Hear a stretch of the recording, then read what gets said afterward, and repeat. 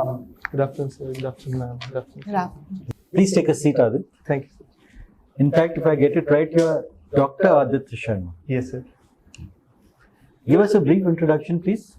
Sir, my name is Aaditya Sharma. I belong to District Unna. I have done my graduation, which was MBBS, from Government Medical College and Hospital, Chandigarh. I play basketball, have a keen interest in horology, and maintain 2 blogs, sir. So tell me something with a background like that in a professional degree, allied to the fact that the government spends at least 25 lakhs in equipping you with that degree. You know? Isn't it a waste of resources, particularly as we are suffering from a shortage of doctors? Sir, I do not believe it is a waste, sir. Rather, I believe that it has broadened my horizon and given me new opportunities, sir. I believe, sir, the qualities of empathy, objectivity, clinical precision and pragmatism that my course has imbibed in me. Sir, I think that will be useful in the services wherever I go.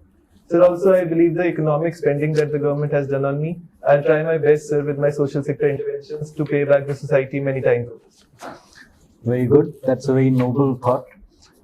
Now tell me something. You've heard of the post of district magistrate. When did it come into being and who was responsible for its creation? Any idea? Sir, I believe that Lord Cornwallis was the father of the civil service. You'll have to revisit it, I'm afraid. Yes. It's actually Warren Hastings, Okay. 1772. Give me a broad idea of the role and duties of the DM. So the DM is responsible for, along with the administrative functions, the upholding the law and order in the district where he is posted. So in some cases, for example, there is a difference between police inquest and magistrate inquest. For example, in dowry deaths, there the DM, he can suo moto, initiate a magistrate inquest into that, sir. So all in all the legal powers as well as the administrative powers combined are with the DM, sir. Now, in northern states, particularly UP, Bihar, MP and all, the saying goes that the country is run by the PM, the CM and the DM. So the first 2 are elective posts, right? Now, is there a case for the DM also to be elected? In the sense that we could have a district election for this post and whoever is elected make him the CEO of the Zilla Parishad and ex-officio DM? Do you think that's a good idea?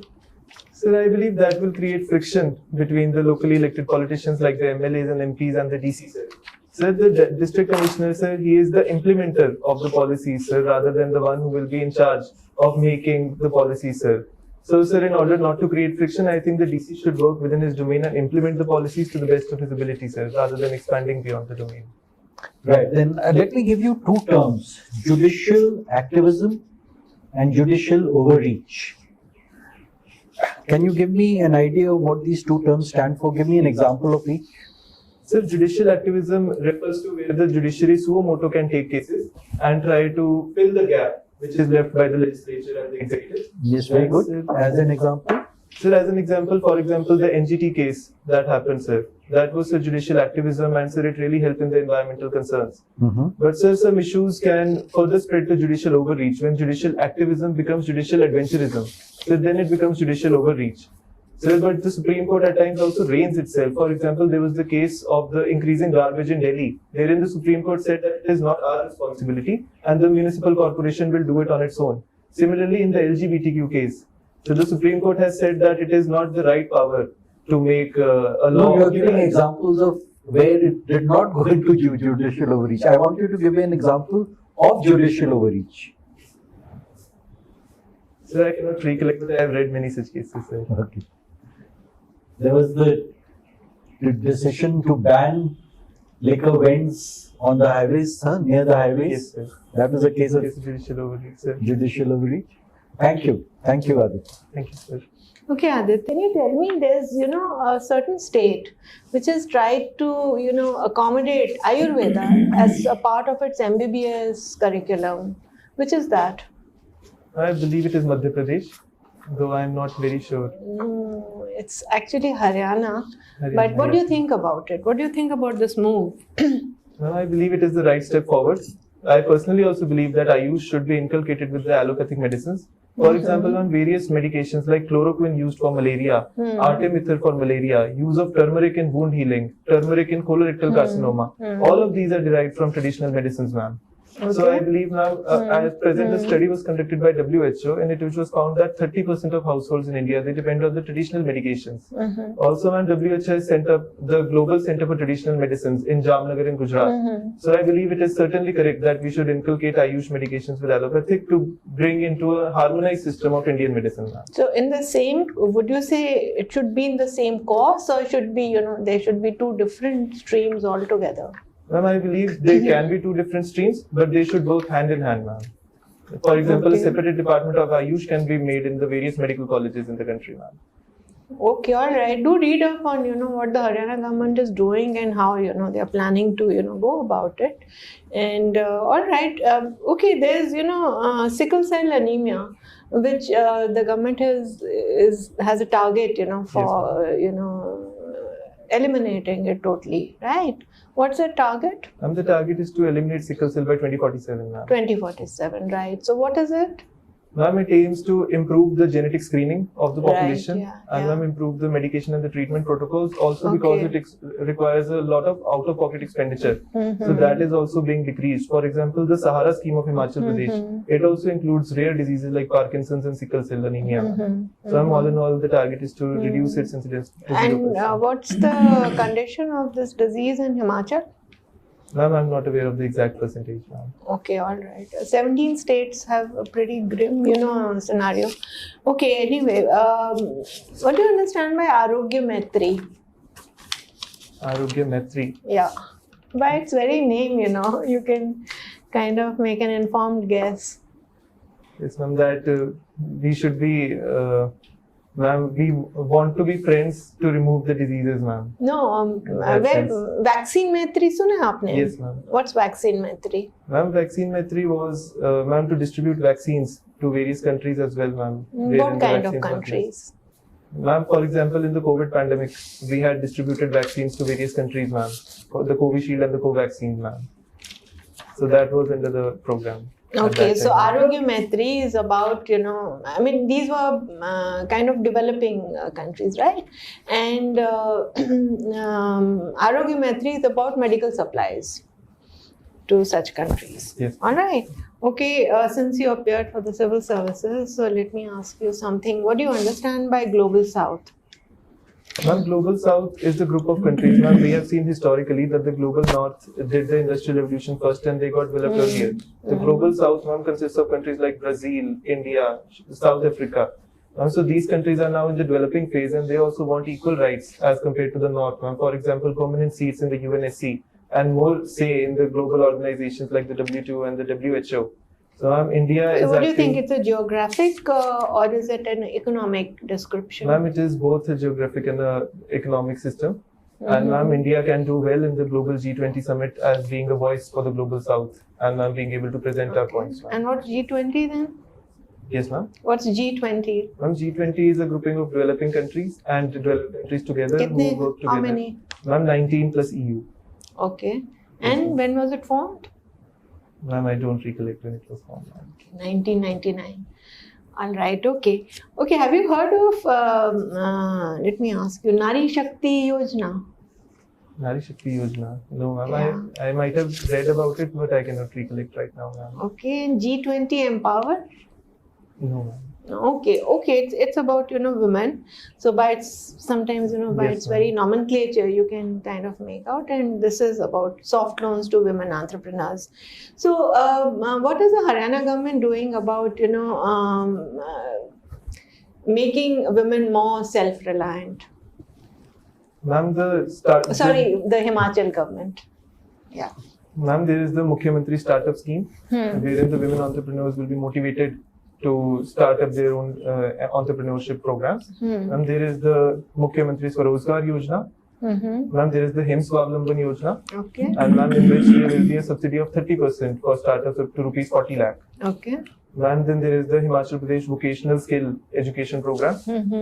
Ma'am, then ma'am, there is the Ujjwala Yojana and there is also the Adivasi Mahila Sashaktigaran Program. Okay. So ma'am, these are so there are quite a few programs. Yes, and what is the success rate?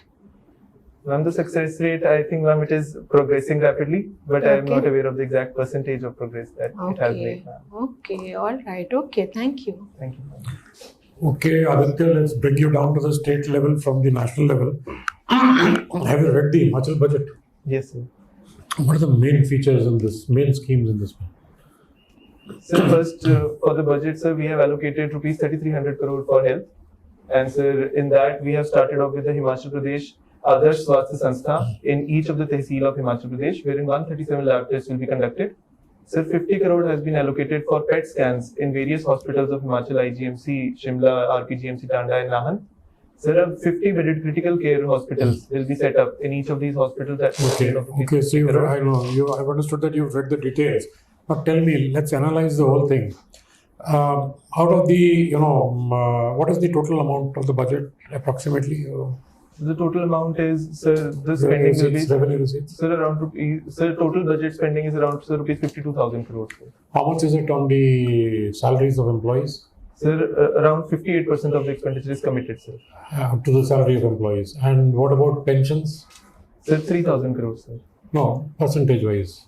Sir, of the total 58%, sir, I think it is around 20%. For No, your salaries are about 45% and your pensions is about 23% of the total budget. Yes. Okay, and the interest paid on the debt, outstanding debt, what is that? Sir, the debt is around rupees 75,000 crores. Yeah, Sir. so 15% of your budget is going on paying interest. Yes, sir. So total kitna ho gaya? 45 plus 23 plus 15. Bacha kya? What is left for spending on infrastructure projects?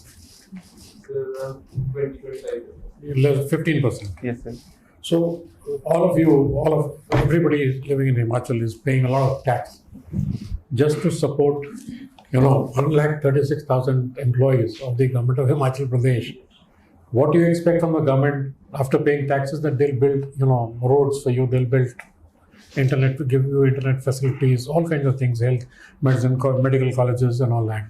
But instead of that, the money is being spent on government employees. Do you think there's a need to reduce the government employees, number of government employees in Himachal Pradesh? Sir, I think the need is not to reduce the number of government employees. Sir, rather we can increase our tax base. For example, How you're taxing more? Or we are already paying, everybody is already paying almost 50% tax. Anybody, people are paying 30% income tax, then you pay on GST. yes, sir. Okay, whatever you buy, you pay tax on that. Sometimes 18%. You go eat outside, 18%. So 50% of your income, you're already paying on tax. So all that income is going, 85% of it is going to sustain these 136,000 people. So you need we should build alternate employment for people rather than giving them employment and leeching onto the taxpayers. Sir, we should build alternate employment, sir. Like we should increase the industrial base of Himachal Pradesh. We should increase the tourism in the state, sir. Sir, we can improve the health facilities. We can rope in the public-private partnerships, sir. So what will you do to reduce? If you are selected, what will be your contribution? Sir, I think I will motivate more people to go up into the private sector, sir. Increasing the private sector participation, sir, via initially subsidies and so later on. How can you promote employees in the state government? In your own office, for example. Sir, I do not believe that I should prune the employees which are already present, sir, because it might set up for a future. Once the guy retires, that vacancy can go. Sir, maybe we can start off. Unfulfilled. Sir, maybe we can start off with giving more responsibilities to the employees so that they can manage multiple. But you don't want to places. reduce the number of employees because you can't increase the tax base. You can't tax people any more than what you're already doing. Sir, I think if the private sector is developed, sir, the number of people wanting to go in the government service will be less. There are people like you who can earn millions outside as a doctor. You're such a good doctor. And you want to come and join at a lesser salary. So people will still, leave the job and come back. Private sector. You are an example of that. Yes, sir. Sir, I believe, sir, it is the satisfaction of the people which matters more. For example, in my case, sir, monetary remuneration comes at a very lower pedestal as compared to the social satisfaction, sir. So I understand your case. So you will be at the policy making level, implementation level. But what about a peon or a driver or a person who's just carrying files from one office to another, a person who's been employed just to make tea or serve snacks to the officers? You think that is justified? Sir, I believe a departmental standing committee can be set up and we can look into how many extra employees that we have and after after the retirement, we can, sir, try and see wherein we That can is cut pruning. short, sir. That is what pruning is. Yes, sir. And I think, sir, both pruning then as well as the setting up of the private sector, I think both should go hand in hand, sir. Ultimately needs to be reduced, Yes, the sir. number of employees. Okay, so let's go back to your civil services thing. India is the chairman of the G20 currently for 1 year. What are the advantages India will get because of this? Sir, first it will help us to establish ourselves as a diplomatic power, sir. Sir, secondly, we can improve our tourism, sir. For example, Vasudhaiv Kutumbakam, we can showcase our various tourism, heritage and cultural sites, sir. Sir, third, we are going for, sir, improving in the environment, sir. We have also started off with the movement under the G20, which is the lifestyle for environment. Sir, another motive is the women-led development, sir. Sir, also we can act as a voice for the global south, and this will help us to, sir, get a permanent seat in the UNSC in the long term. Sir, also reforms in the multilateral institutions like the WTO and the WHO and the IMF. Those are also long due, sir, and India can showcase its power diplomatically and try to get a seat in those. So in a nutshell, what is the most important thing India will achieve out of this? Get out of this? I think, sir, soft diplomatic power can be gained, and sir, we can act, sir, later on like China has done in the case of Iran-Saudi Arabia conflict. We can maybe play a major role, sir, in negotiating in various one countries. sentence. Sir, improve diplomatic ability, sir. You don't want India to become a powerful entity in global affairs? Yes, sir, as that as well, sir. Achieve a higher status in global affairs. Okay, one more last question. What is the digital agenda of India in the G20? There are three things which India is trying to project in the G20. As far as digitization is concerned, there are three important things. One is related to your field. So what are those three things? Sir, first is the combating cyber terrorism. The second, Digital agenda. sir, There was a conference solely on digitization, and data for development is the theme of that conference in the G20. And India is trying to give whatever it has built, give it to other countries free of cost to improve their own standards. Yes. So what are those three things that India has built in the field of digitization? Three platforms. Sir, I have read about for example, the Coven platform and the software as a service. Very important, related to your profession. That is one. The most important thing, which is there only in India and nowhere else in the world. Sorry, sir, How do you make your payments? Sir, Beam UPI. Sir, we have done the Singapore-India exchange also, sir. So that is the other one. What is the third thing? The third thing, sir, I believe was tackling cryptocurrency. I cannot recollect the exact thing right now, sir. DigiLocker. You're giving a DigiLocker, free yes. service to the entire country. Yes, sir. To keep the documents in a digital form in there. Yes, sir. Okay, it's instantaneous. You can download your Yes, PAN, sir. your driver's license, everything, your mark sheets, everything onto that. And I also have those. you also have it. So these are the three main things. Anyway, thank you. Okay, Aditya, Yes, sir. your hobbies includes blog writing. What kind of blogs you usually write? Sir, I maintain two blogs, sir. One is on wristwatches, sir, and the other one is on the daily experiences that I find worth sharing, sir. Okay, but you are a doctor and wristwatches is totally different field. How you come to this blogging? Sir, actually, when I was young, I used to visit my grandfather, and sir, he had two HMT watches. He used to show me. Sir, I really liked the satisfying tick tick tick sound that the watches made, and sir, that led me into researching about them. And now, sir, it is a lifelong passion for watches, sir. Even right now, I'm wearing an HMT Janta, sir. Okay, there is a drastic change in blog writing because there are artificial intelligence softwares are there. Like ChatGPT is there. Must have heard about Yes. it. What is ChatGPT? Sir, ChatGPT is the artificial intelligence bot that, sir, automatically writes the answer based on all the information that is it's a given. kind of, you can also blogging by using this artificial intelligence. So what is the difference between the blog you write and the blog which the software like ChatGPT will write? What will be the difference between the two? Sir, I think the difference is the emotion, sir. Because, sir, when a person writes, he writes with emotion, sir, and he can better appreciate and, sir, explain what he wants to say, sir. While the AI, sir, is a mechanical machine model, sir, which can only present the hard facts. So I think, sir, the emotional linkage which is there, and the people would always like to prefer something written by a human rather than a ChatGPT. And what are the drawbacks of these kind of artificial intelligence softwares for the common man? Sir, it will take away some jobs, sir. For example, the tourism industry, the chat GPT can write a very good travel itinerary, sir. The writing of the essays, the content creation system that is all present, so that can all be taken away by chat GPT. Have you heard about the new education policy? Yes, sir. What is that? So the new education policy has changed the curriculum. It has now made the system a 5+3+3 system. Sir, it aims Another to major changes. Sir, it aims to remove the hardline separation of streams wherein students can pick and choose subjects as per their will. Okay, now come to this point. You are a doctor. So let us suppose a person who is going to +1, he takes biology and geography and polity. Now how will he or she will become doctor? Sir, Means after +2 when she will go for MBBS. Then do you think that chemistry is required for doing this medical science, education, and physics is required, or is this stream will go that like biology, geography, polity will make the justice for MBBS? Sir, I believe that the higher education has not yet been streamlined by the NEP, which can be improved further. For example, in the first year, we have a subject called biochemistry, and it involves the knowledge of the chemistry as well. In radiology also and orthopedics, we have a lot of knowledge which is used from physics. So I think these 3 subjects should be mandatory for getting admission into the MBBS. But sir, the industry demands are now rapidly changing, and the private people, they are now wanting people with new skills and techniques. So once the system is entirely streamed out, but this is a very good thing, sir, that students are given the opportunity to choose and pick their subjects. It will also help. For example, we are setting up the academic bank of credit, wherein people who are doing courses, they will get credits and they can use it to reimburse their further courses, sir. So Okay. I think. Yes, Can you sir. tell me, Aditya, what is the difference between a leader and a manager?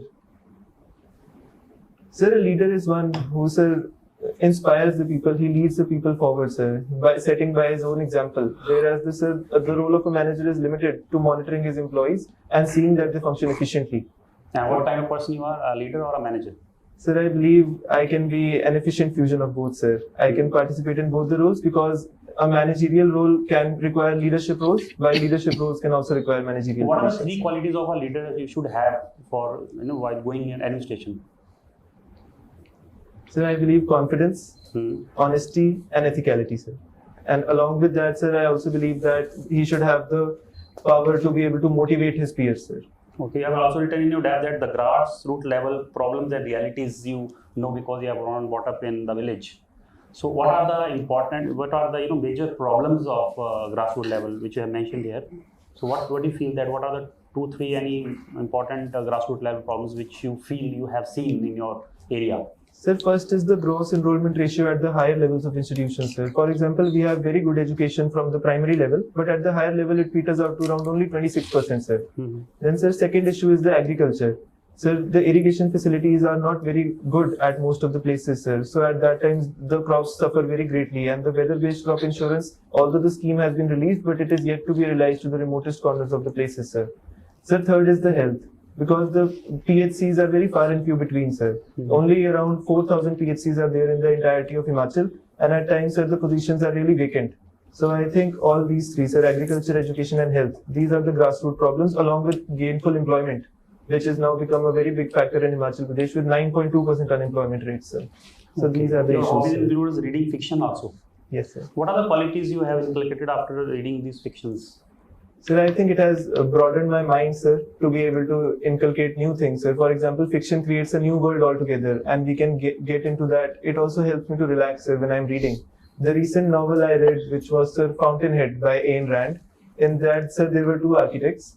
One was one who was always a people pleaser, and he did only what he thought would be economically gainful, while the other was Howard Roark, who made the architecture which would be ecologically, environmentally sound and energy efficient, but which was not very popular initially. But later on we see how the first one failed and the other one got successful, sir. So fiction, along with, sir, giving me comfort, also gives me some lessons as well, sir. My last question to you, have you heard about lateral entry in the civil services? Yes, sir. What are the effects of this to the administration? Sir, again, sir, it is both a positive and a negative system. Positively, sir, it will help us to improve the efficiency. For example, a person who has managed his private enterprise very effectively can help us in improving our failing PSUs. Sir, secondly, it will also help us in completion of time-bound projects. The bureaucratic red tapeism can be reduced to a certain extent. But at the same time, some drawbacks are, sir, that the evolving bureaucrats, they feel that their positions are being taken away. So that is also a reality. But I do not think that should be a ground for removing of the And are lateral there any entry, sir. chances of corruption also? Sir, corruption can also increase because the private sector and the government sector, if they are engaged, so their aim is not welfare for the people, their aim is for economic maximization. But if the government has effective laws and regulations and stringent mechanisms, I think that can be helped to be removed by good oversight, sir. Okay, thank you. Thank you. Thank you. You may leave.